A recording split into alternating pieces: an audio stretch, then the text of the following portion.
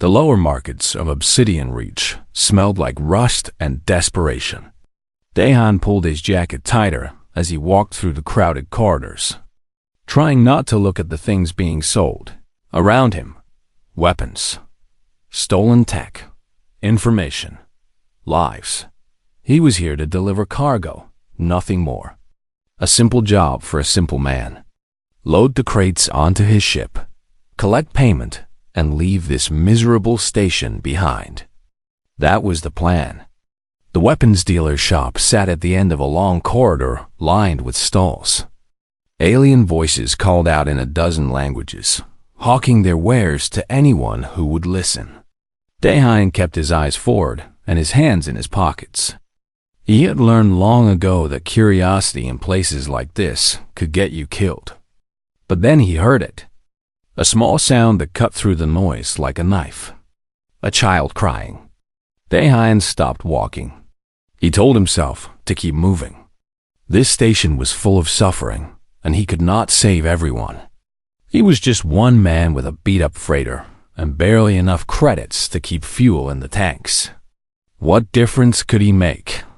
The crying came again, softer this time, hopeless. He turned toward the sound. In the center of a small crowd stood a cage. Not a holding cell or a temporary containment unit. An actual cage, the kind used for animals. Inside were two figures huddled together on the metal floor.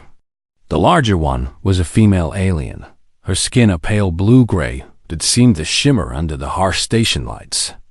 She had no hair, but delicate ridges ran along her skull and down her neck. Her eyes were large and dark, like pools of oil. She wore torn clothing that might have been beautiful once, before it was stained with dirt and blood. The smaller figure was a child, no more than 6 or 7 years old, if Daehan had to guess. She looked like a miniature version of her mother, with the same pale skin and dark eyes. The child was shaking, her thin arms wrapped around her mother's waist. Around the cage, aliens of various species stood watching. Some pointed and laughed.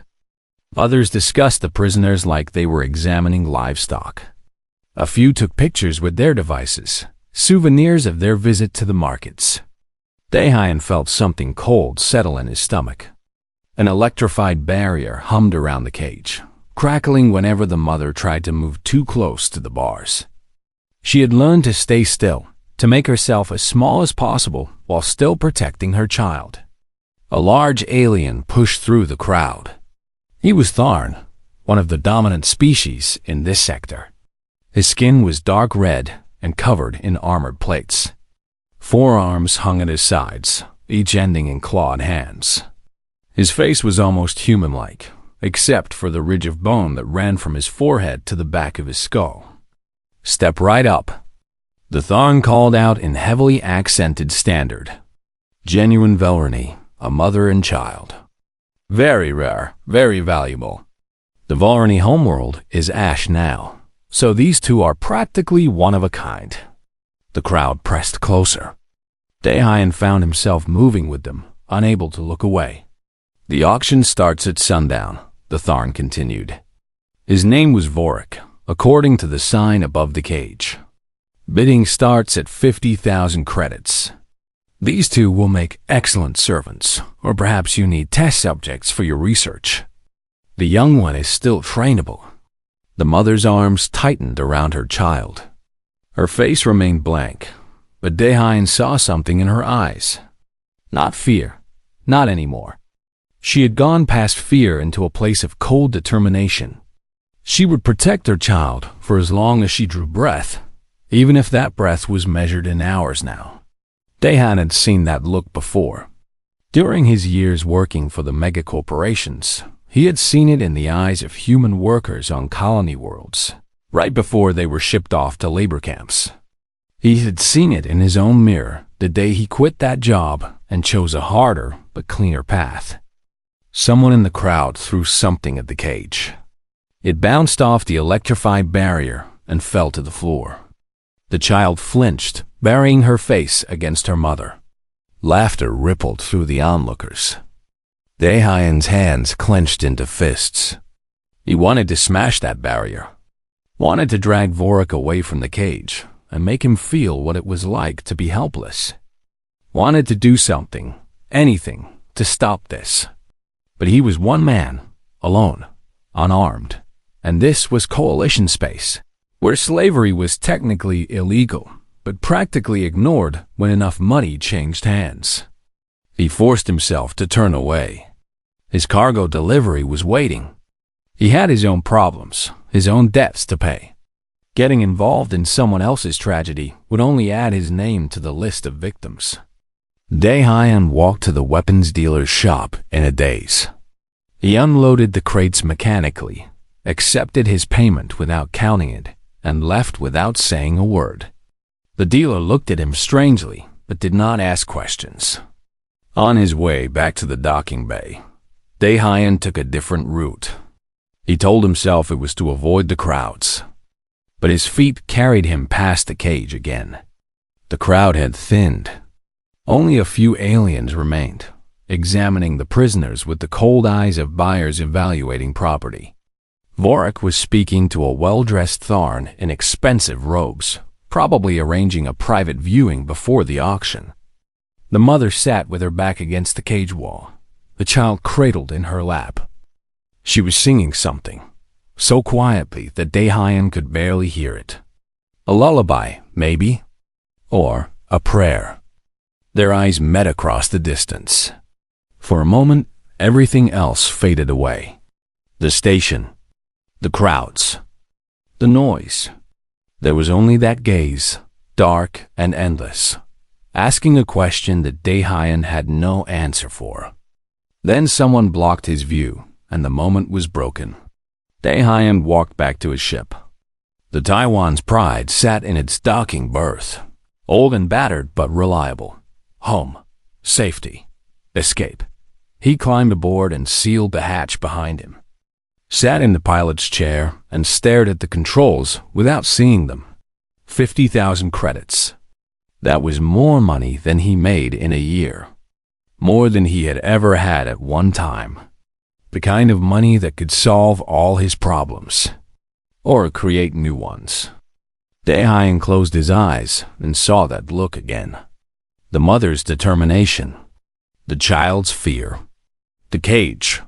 Humanity had once put people in cages too, had once sold children at auction and called it business. His ancestors had fought and died to end that evil, to prove that humans could be better than their worst impulses. And here he was, ready to walk away because it was easier, safer, smarter. Dae-hyun opened his eyes and made a decision that would change everything. He had a few hours until the auction. Not much time, but maybe enough. He stood up and headed for the communications console. He needed to make a call. The communication screen flickered to life, showing a woman's face. She had sharp eyes and short black hair streaked with gray. A thin scar ran from her left eyebrow to her cheekbone, a souvenir from her years doing business in dangerous places. Dae-hyun, I said, raising an eyebrow. You only call me when you need something illegal or stupid. Which is it this time? Both, probably, Dae-hyun admitted. He quickly explained what he had seen in the markets. The cage, the mother and child, the auction. Hannah listened without interrupting. When he finished, she was quiet for a long moment. You want to buy them, she finally said. It was not a question. I want to free them. Same thing in this case. Do you have 50,000 credits? Dae-hyun laughed bitterly. I have 8,000. Maybe 9 if I sell some equipment. Then you have a problem. Hannah leaned back in her chair. The auction will go much higher than the starting bid. Valrani are rare now. Collectors will pay anything for a breeding pair, and a mother with a child is almost as valuable. You are looking at 200,000 credits, minimum. The number hit Dae-hyun like a fist to the stomach. 200,000. He would never have that kind of money. Would never even see it in his lifetime. There has to be another way, he said. There is. Walk away. Forget you saw them. This station processes thousands of slaves every month. You cannot save them all. I am not trying to save them all. Just these two. Hana studied his face through the screen. Why? What makes them different? Daehan struggled to find the words. How could he explain it? The look in the mother's eyes. The sound of the child crying. The feeling that if he walked away from this, he would be walking away from something essential in himself. Because someone has to, he finally said. Because if we just keep walking past the cages, then what is the point of anything? Hannah was quiet again. Then she sighed. You are going to get yourself killed one of these days. You know that, right? Probably. And you are going to make me help you do it. Daehan felt a flicker of hope. You have an idea? I have several ideas. All of them are terrible. Hana pulled up a screen and started typing. But there is one that might work. How good are you at lying? Not very. Well, you better learn fast. 20 minutes later, Daehan was staring at a forged purchase order on his datapad. It looked real. Perfect, actually. Hannah had outdone herself. This says I am buying them on behalf of a research facility, he said, scrolling through the document. The Kepler Biotech Corporation. They are a real company. They do buy Velrani specimens sometimes. I hacked their purchasing system and created a fake requisition. As far as anyone can tell, this is legitimate. What happens when they figure out it is not? You will be long gone by then, probably. Hannah gave him a hard look. Listen to me carefully. This only works if you move fast. Present the order, take possession, and get to your ship. You will have maybe 15 minutes before someone checks with the company and realizes the order is fake. After that, every security guard on this station will be hunting you. Daehan felt sweat on his palms. What if they check before I get to the ship? Then you die, and I never heard of you. Those are the terms. Take it or leave it. He should leave it. This was insane. Suicidal. If he got caught, the Tharn would not just kill him. They would make an example of him. Torture. Public execution. Something that would make other humans think twice before interfering with their business. But he thought of the cage again. The mother's eyes. The child's tears. Send me the order, he said. Hannah nodded slowly. You are either the bravest human I have met or the dumbest. I have not decided which. Can I be both? Apparently. She transferred the files to his datapad. One more thing. Why are you doing this? The real reason. Daehan thought about it. About the years he spent working for the corporations.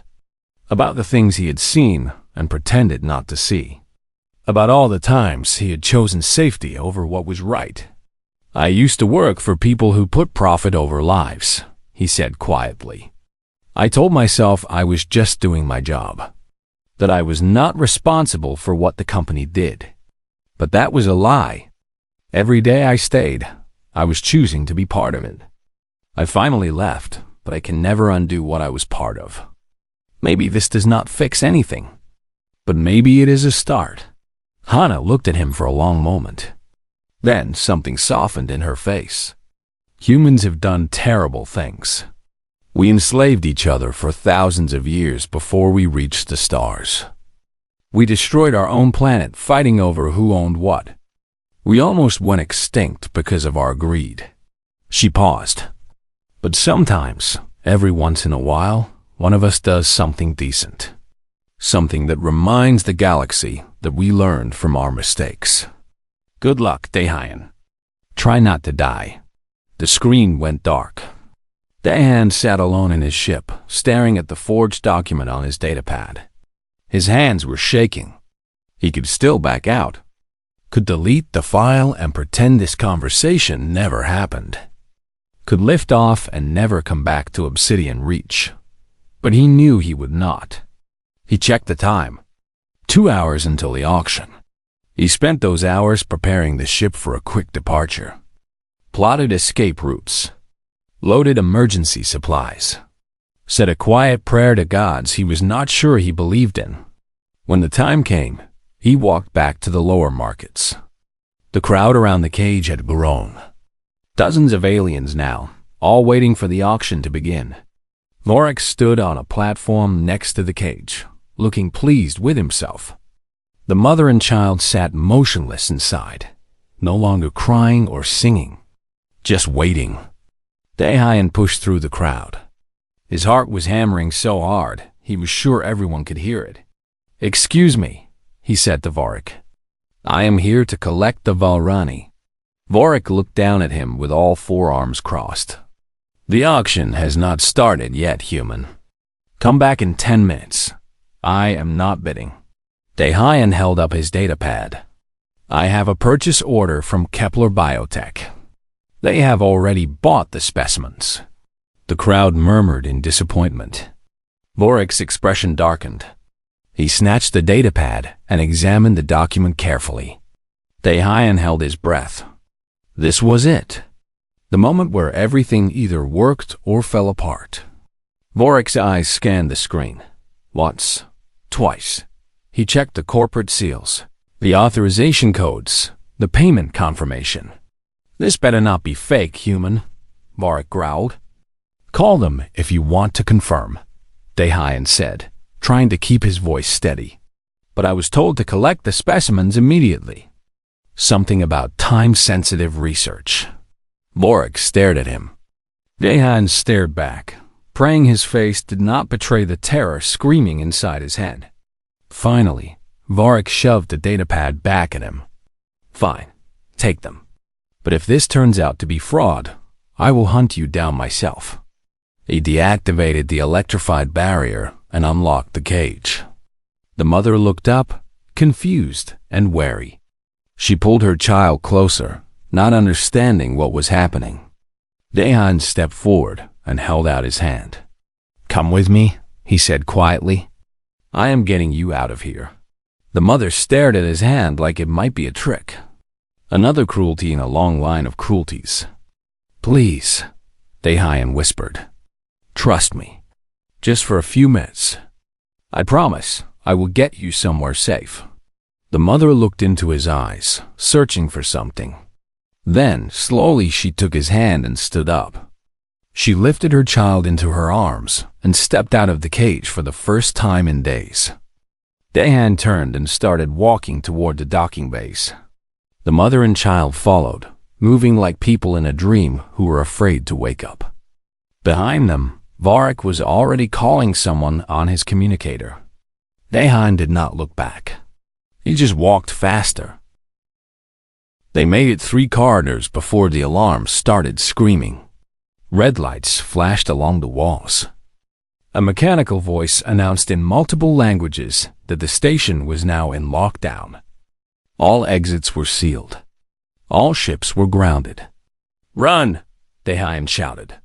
The mother did not need to be told twice.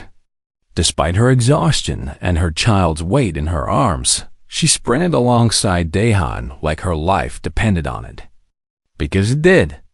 Behind them, heavy footsteps echoed through the corridor. Tharn security forces, their armor clanking as they charged forward. Someone shouted orders in their harsh language. "Stop! Return the property immediately." Property. The word made Daehan's blood boil, but he had no time for anger now. He pulled out his datapad while running, sending an emergency signal to Hana. Her voice crackled through his earpiece a moment later. "You are on every security camera in that station. What did you do?" Vorik checked with the company faster than we thought. "Obviously. I am trying to hack the door systems now, but it is going to take time. We do not have time."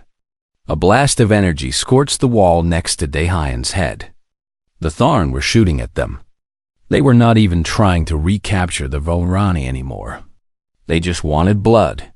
Daehan grabbed the mother's arm and pulled her down a side passage. This part of the station was older, less maintained. Pipes ran along the ceiling, dripping condensation onto the metal floor. The lighting was dim and flickering. There, the mother pointed with her free hand. Ahead, a maintenance hatch stood open, leading down into the service tunnels. They scrambled through the hatch just as more blaster fire lit up the corridor behind them. Dehayan pulled the hatch shut and locked it from the inside. It would not hold for long, but every second counted. The service tunnels were narrow and dark. Emergency lights provided barely enough illumination to see. Dehayan activated the flashlight on his datapad and led the way forward. "What is your name?" the mother asked suddenly. Her voice was rough, like she had not used it much lately. "Dehayan. And you?" "Iona. My daughter is Kes." The child looked at him with huge dark eyes, still clinging to her mother. She had not said a word since they left the cage. "We are going to get you out of here, Kes," Dehayan promised. "I have a ship. It is not much, but it is fast. Why are you helping us?" Iona asked. She was still running, still moving forward, but her voice was full of suspicion. "What do you want?" "Nothing. I just want you to be free. Nobody does something for nothing. Especially not for aliens they do not know." Dehayan could not blame her for the distrust. After everything she had been through, kindness probably seemed like the cruelest trick of all. "My people did terrible things once," he said between breaths. "We hurt each other, enslaved each other, nearly destroyed ourselves. Some of us are still trying to make up for that, to be better than we were." Iona said nothing, but something shifted in her expression. Not trust, not yet, but maybe the beginning of hope. An explosion rocked the tunnel behind them. The Tharn had blown open the hatch. "Left!" Hannah's voice crackled through the earpiece. "Take the next left, then straight for 200 meters. I am opening the docking bay doors now." They ran. Dehayan's lungs burned. His legs felt like they were made of lead. But he kept moving. Iona suddenly stumbled. She caught herself against the wall, breathing hard. Days in the cage with little food or water had taken their toll. "Go," she gasped. "Take Kes. I will slow you down." "No."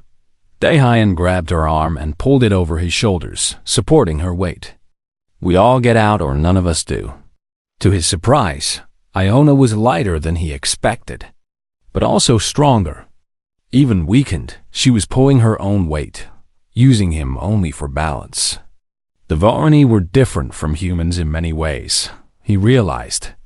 Stronger bones, denser muscles, but the same determination to protect their children, the same will to survive. They burst out of the service tunnel into the main docking bay. The Taiwan's Pride sat 30 meters away, its loading ramp already lowering thanks to Hannah's remote access. Security drones were converging on their position, but Hannah had also managed to activate several other ships' engines, creating chaos and confusion. Alarms blared from a dozen different directions. "Almost there!" Dehayan shouted. A massive figure stepped out from behind a cargo container, blocking their path. Vorik. He held a plasma rifle in two hands and a shock baton in the other two. "You made a fool of me, human," he snarled. "I am going to enjoy tearing you apart." Iona pushed Kes behind her and stepped forward. Even exhausted and starving, she positioned herself between her child and the threat. Her body language changed, becoming predatory, dangerous. "You cannot have her," Iona said quietly. Vorik laughed. "What are you going to do?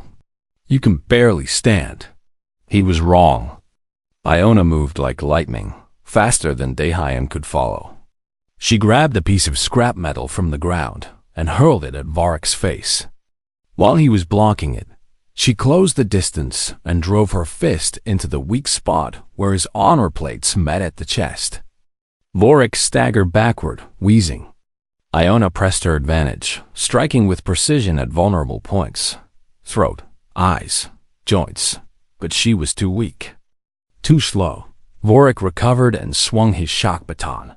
It caught Iona across the ribs, and electricity coursed through her body.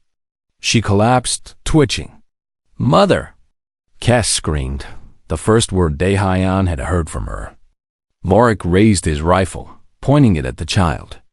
The mother is damaged goods now, but the child still has value. Something inside Daehyun snapped.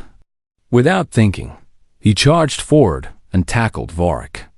They crashed to the ground in a tangle of limbs. Daehyun had no training in combat, no enhanced strength or armor. He was just a cargo hauler who fixed engines and hauled freight. But he was also a human who had made a promise. He grabbed the shock baton from Vorik's hand and jammed it against the Tharn's neck. Vorik screamed and threw him off. Daehyun hit the ground hard, his vision swimming. Vorik stood over him, raising the rifle. "Die, human." A shock rang out. But it was not Vorik's rifle. The Tharn looked down in surprise at the hole in his chest. Behind him, Iona stood with a plasma pistol she had pulled from a fallen security drone. Her hands were steady despite the electricity still crackling through her system. "Nobody touches my daughter," she said. Vorik fell forward and did not get up. Daehyun scrambled to his feet and grabbed Iona before she collapsed again. Together, they stumbled toward the ship. Cass ran ahead, her small legs pumping. More security forces were pouring into the docking bay. Energy blasts filled the air. They reached the loading ramp. Cass climbed aboard first. Daehyun practically carried Iona up the ramp, her body trembling from exhaustion and shock. "Hana!" he shouted into his communicator. "Close the ramp. Fire up the engines." "Already on it." Hannah's voice was tight with tension. "You have Tharn gunships launching. This is going to be close." The ramp sealed shut just as a blast scorched the hull. Daehyun carried Iona to a seat and strapped her in, then did the same for Cass. He ran to the cockpit and threw himself into the pilot's chair. The station's tractor beams activated, trying to lock onto the ship and pull it back to the dock. Warning lights flashed across every screen. "They have us," Daehyun yelled. "Vent cargo bay 2. Hana commanded. "It will create debris and might confuse the beam." Daehyun slammed his hand on the emergency vent button. The cargo bay doors blew open, scattering crates and equipment into space. The sudden loss of mass and the debris cloud disrupted the tractor beam's lock for just a moment. It was enough. Daehyun fired the main engines at full power. The Taiwan's Pride shot forward, threading between two larger vessels and heading for open space.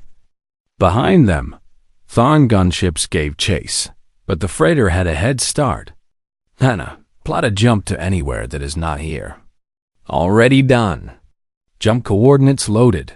Go." Daehyun activated the faster-than-light drive. Reality twisted and bent around the ship as they dropped into hyperspace. The station, the gunships, and Obsidian Reach vanished behind them, replaced by the swirling colors of the jump tunnel. He sat back in his chair, his whole body shaking. They had done it. Against all odds, they had actually done it. From the passenger area, he heard a small voice. "Are we safe now?" Daehyun turned to see Kes looking at him with those huge dark eyes. "For now," he said gently. "For now, you are safe." Iona pulled her daughter close and finally allowed herself to cry. The hyperspace jump would last 6 hours. Daehyun set the ship to autopilot and stumbled back to the passenger area. His body ached everywhere. His hands would not stop shaking. Iona had moved to the floor, sitting with her back against the wall and Cass curled up in her lap. The child was finally sleeping, her small chest rising and falling with deep breaths. Iona stroked her daughter's head with one hand, her dark eyes staring at nothing. "There is a medical kit in the storage locker," Daehyun said quietly, pointing to a panel in the wall. "And food synthesizers in the galley. Not great food, but it is safe to eat. Iona looked up at him. Why did you do this? I told you. No, the real reason. Her voice was hard now, suspicious. You risked your life. Your ship, your freedom. For two aliens you do not know. Nobody does that without a reason. Daehyun sat down on the floor across from her. He was too tired to stand anymore. What do you want me to say? That I am a hero? I am not. I am just a guy who hauls cargo and barely makes enough to keep his ship running. Then why? He thought about how to explain it, how to put into words the feeling that had gripped him when he saw that cage. A long time ago, my people were like the Tharn. We conquered. We enslaved. We told ourselves it was natural, that some beings were meant to rule and others to serve. We did terrible things to each other and called it progress. Iona watched him carefully, saying nothing.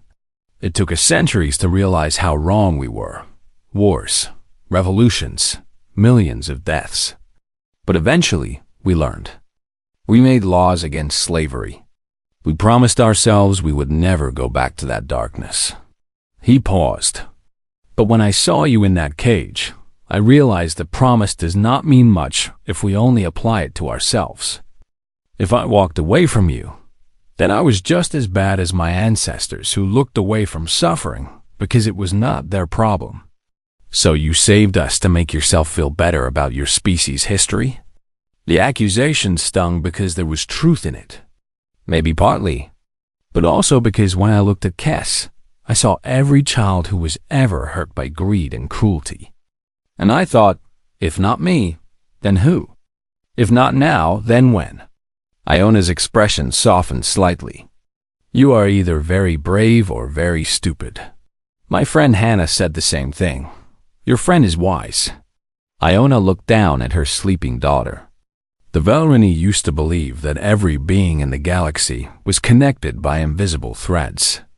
That when one suffered, we all suffered. When one was freed, we all became more free. Her voice cracked. But then the Thawne came. They wanted our planet for its resources. We tried to negotiate, to find peace. They answered with fire from the sky. I am sorry, Daehyun said quietly. My husband died fighting them.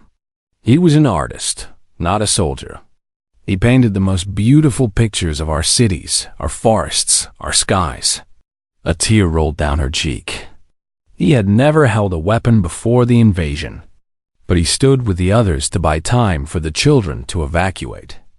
I watched from the transport ship as the bombs fell, as everything we built turned to ash. Kes stirred in her sleep, making a small sound of distress. Iona immediately began humming a soft melody, soothing her daughter back into deeper sleep. Most of the transports made it off-world, Iona continued. But ours had engine trouble. We crashed on a frontier world. The locals were not kind to refugees. They sold us to slavers for a few credits. She looked at Daehyun. I have been property for 3 months. Different owners. Different cages. Each one worse than the last. I stopped hoping someone would help us. Hope is a luxury slaves cannot afford. You are not property, Daehyun said firmly. You are not slaves. Not anymore. What are we then? Where do we go? The Varani have no homeworld. No government. No protection. We are scattered across the galaxy, hunted and captured. What kind of future does Kes have? Daehyun wished he had a good answer, but he had never been good at lying. I do not know. I am taking you to the outer fringe, to a place called Haven's End. It is a settlement for refugees of all species. No questions asked, no records kept. You will be safe there while we figure out what comes next. And then I help you find other Velrani. Help you build something new. Whatever you need. Iona studied his face for a long moment. You cannot save my whole species, human. You can barely save yourself. Probably true. But I can save you and Kes. That is a start. She was quiet, then nodded slowly. What is your name again? Daehyun. Daehyun. She tested the syllables. In my language, your name would be Daehyun. It means keeper of light in dark places. I am not sure I deserve that. Few do, but you carry the light anyway. Over the next several hours, they talked. Iona told him about Varani culture, their art and music and philosophy. She told him about her life before the war, the home she had built with her husband, the future they had planned for Kes. Daehyun told her about his own past, about growing up on a human colony world where megacorporations treated workers like machines, about joining one of those corporations because he needed the money, needed to survive, about the slow erosion of his conscience as he watched them exploit and abuse people across dozens of worlds. Why did you finally leave? Iona asked. There was a strike on a mining colony. Workers wanted basic safety equipment, shorter shifts, fair pay. Nothing revolutionary. The company sent me to deliver supplies to the security forces instead. He stared at his hands. I knew what those supplies were for. Weapons, riot gear. I delivered them anyway. Told myself I was just doing my job. 2 days later, the company massacred 300 strikers. Men, women, children. All because they wanted to be treated like people instead of equipment. That was not your fault. I was part of the machine that killed them. Maybe I did not pull the trigger, but I put the gun in the killer's hand. He looked at her. I quit the next day. Took my severance pay, bought a broken-down freighter, and swore I would never work for people like that again. But it does not change what I did. Does not bring back the dead. Iona reached across the space between them and placed her hand on his. Her skin was cool and smooth, completely unlike human skin. You cannot undo the past. None of us can. But you can choose what you do next. You chose to save us. That means something, does it? Tomorrow there will be other cages, other auctions, other people I cannot save. Yes, but tonight, Kes sleeps in safety instead of a cage. Tonight, I do not have to wonder which horror will buy us tomorrow. You gave us that. Do not diminish it. Kes woke up then, blinking sleepily. She looked around the ship with wide eyes, as if trying to remember where she was and how she got here. It is okay, little one, Iona said softly. We are safe. This is Daehyun. He is our friend. Kes looked at Daehyun shyly. Then, very quietly, she said, Thank you. Those 2 words hit him harder than any of Varroc's blows had. This child, who had every reason to hate the galaxy and everyone in it, still had the capacity for gratitude.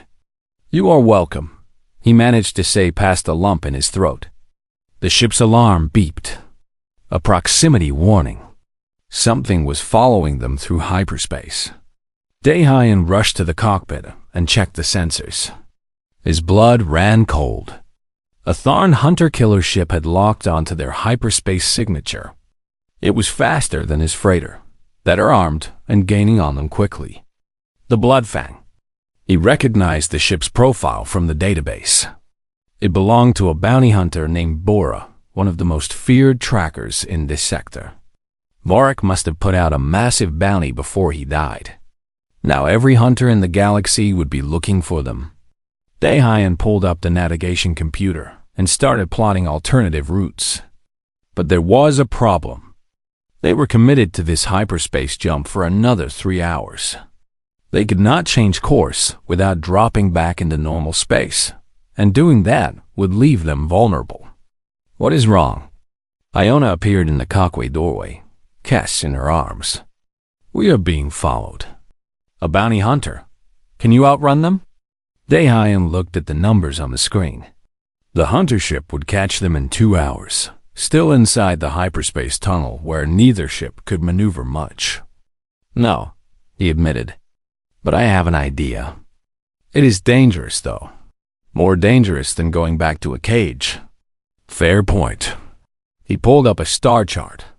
There is a debris field from an old human colony war about an hour ahead. If we drop out of hyperspace there, we might be able to lose them in the wreckage. Might? It is the best I have.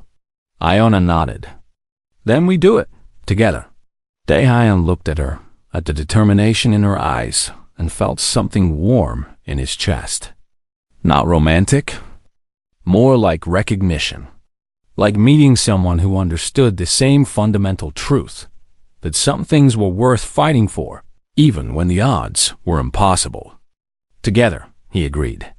He set the new course and prepared for the most dangerous gamble of his life. The debris field appeared on the sensors like a graveyard of metal and broken dreams. Hundreds of destroyed ships floated in the void, remnants of a war fought decades ago between human factions. Back when humanity was still learning that killing each other over territory and resources was not the path to the stars. Daehyun dropped the ship out of hyperspace at the field's edge. The Taiwan's pride shuddered as it transitioned back to normal space. Behind them, the Bloodfang emerged from the hyperspace tunnel less than a minute later. "They are fast," Daehyun muttered, his hands flying over the controls. He dove the ship into the debris field, weaving between broken hulls and floating wreckage. Iona strapped Kes into a seat in the cockpit, then positioned herself at the co-pilot station. "What can I do?" "See that screen? That shows our shields. If they start to fail, press this button to redirect power from life support. We can hold our breath for a few minutes if we have to." "Understood." The Bloodfang fired a missile. It screamed through space, leaving a trail of blue fire. Daehyun banked hard, putting the broken hull of a human destroyer between them and the missile. The explosion lit up the debris field like a small sun. "This is Bora of the Bloodfang," a voice crackled through the communication system. "Surrender the Volrini, and I will let you live, human. You have my word." Daehyun grabbed the communicator. "I do not think so. You cannot escape. My ship is faster. My weapons are stronger. You are outmatched in every way. Probably. But I am also human, which means I am too stubborn to know when to quit." Bora laughed, a harsh sound. "Brave words. Let us see how brave you are when I tear your ship apart." More missiles launched. Daehyun pushed the freighter to its limits, diving and rolling between pieces of wreckage. The missiles exploded all around them, sending debris spinning in every direction. "Shields at 70%, Iona reported calmly. "There!" Daehyun pointed at a massive piece of wreckage ahead. It was the remains of a human colony ship, one of the earliest generation ships sent out before faster-than-light travel was perfected. That ship has an old reactor core. If we can lure Bora close to it, we can detonate the core. How do we detonate it? I shoot it with everything we have and hope it is unstable enough to blow. That is a terrible plan. You have a better one? Iona was quiet for a moment, then smiled grimly. No, let us blow up the reactor. Daehyun flew straight toward the colony ship, the Bloodfang close behind. Bora was not bothering with missiles anymore. He was using his main guns, trying to disable the freighter's engines. Energy beams scorched the hull. Alarms blared across every system. "Shields at 40%, Iona said. From the passenger seat, Kes whimpered in fear. Iona reached back and took her daughter's hand. "It is okay, little one. Daehyun knows what he is doing." "I hope you are right about that," Daehyun muttered. He flew the ship into the broken colony ship, threading through the massive hole where its hull had been torn open. The interior was a maze of collapsed corridors and twisted metal. The Bloodfang followed without hesitation. "He's either very skilled or very stupid," Daehyun said. "Maybe both," Iona replied. "Like someone else I know." Despite everything, Daehyun smiled. They burst out the other side of the wreckage. Behind them, the Bloodfang emerged a second later. Bora was right on their tail, so close that Daehyun could see the hunter's face through the view screen. He looked angry. "Now!" Daehyun shouted. He spun the ship around and fired every weapon the freighter had at the colony ship's reactor core. For a moment, nothing happened. The energy beam struck the ancient reactor, and Daehyun felt his heart sink. The core was too old, too dead. It would not. The reactor exploded. The blast wave hit both ships like a giant fist. The Bloodfang, caught between the explosion and the freighter, took the worst of it. Its shields failed instantly. The hull cracked and split. Atmosphere vented into space. The Taiwan's pride was thrown backward, spinning wildly. Daehyun fought with the controls, trying to stabilize. Sparks flew from damaged circuits. The lights flickered. Shields at 5%. Iona yelled over the alarms. "Hull breach in Cargo Bay 3. Seal it. Emergency protocols." Iona's fingers flew over the controls. The damaged section sealed automatically, preventing them from losing more atmosphere. But the ship was hurt badly. One engine was completely offline. The other was running at 30% power. Through the debris and smoke, Daehyun saw the Bloodfang. It was tumbling through space, completely dead. No lights, no power. Just a broken shell. A communication came through, audio only. Bora's voice, strained and weak. "You destroyed my ship. You tried to kill us," Daehyun replied. "The Tharn will never stop hunting you. You stole their property. They will make an example of you. Let them try. I am just one human. But one human is all it takes to do what is right." Bora laughed, a wet, painful sound. "Fool, you cannot stand against the Dominion." "I do not need to stand against the whole Dominion. I just needed to stand against you. And I did." The communication went dead. The Bloodfang continued tumbling away, lost to the void. Daehyun sat back in his chair, his whole body trembling with exhaustion and adrenaline. They had survived. Against all odds, they had actually survived. "Is it over?" Kes asked in a small voice. "For now," Daehyun said. He turned to look at her and Iona. "We need to get to Haven's End. Get you somewhere safe where you can rest and heal." Iona nodded, but her eyes were thoughtful. "What you said to Bora, about one human being all it takes. Do you really believe that?" "I do. History is full of single people who changed everything because they refused to accept injustice. They did not have armies or money or power. They just had the courage to act when everyone else looked away. And you think you are one of those people?" Daehyun laughed bitterly. "No, I am just a guy who could not walk past a cage. But maybe that is enough. Maybe the galaxy does not need heroes. Maybe it just needs people who are willing to help when they can." Iona leaned over and kissed his forehead, a gesture of deep respect in Volrani culture. "You saved our lives. You gave my daughter a future. Whatever you think of yourself, you are a hero to us." Cass nodded shyly. "My hero," she whispered.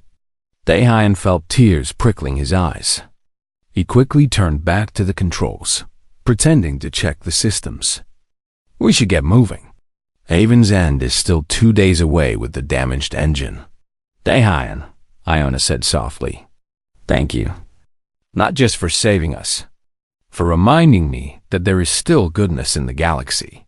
He did not trust himself to speak, so he just nodded. The Taiwan's pride limped away from the debris field, away from the destroyed hunter ship, toward the distant hope of sanctuary. 2 days later, they arrived at Haven's End. It was not much to look at, just a collection of prefabricated buildings on a small moon orbiting a dead planet. But it was home to thousands of refugees from across the galaxy. Humans. Volrani. Species Daehyun had never even heard of. All of them fleeing war or persecution or slavery. The settlement's administrator, a gruff human woman named Jiwan, met them at the landing pad. She took one look at Iona and Kes and understood immediately. "More refugees from the Tharn territories?" she asked. "Yes," Daehan said. "They need sanctuary, protection, a chance to start over." Jiwan nodded. "We will take care of them. We have a small Velrani community here already. About 30 survivors from the homeworld. They will be glad to meet you," she said to Iona. Iona's eyes widened. "Other Velrani? Here? We are scattered, but we find each other. Come, I will introduce you." As Jiwan led Iona and Kes away, Iona looked back at Daehan. "Will we see you again?" "Of course. I will be back in a few weeks. Need to get my ship repaired first. And then we see what happens next. Maybe I keep hauling cargo. Maybe I help move more refugees to safety. Maybe both." He smiled. "Whatever it is, I know I cannot go back to just looking away." Kes ran back and hugged his legs. "Thank you, Daehan," she said, her voice clear and strong now. He knelt down and hugged her back. "You are welcome, little one. Be safe. Be happy." She nodded and ran back to her mother. Together, they walked into the settlement, into a community that would welcome them and help them heal. Daehan stood alone on the landing pad, watching them go. His ship was a wreck.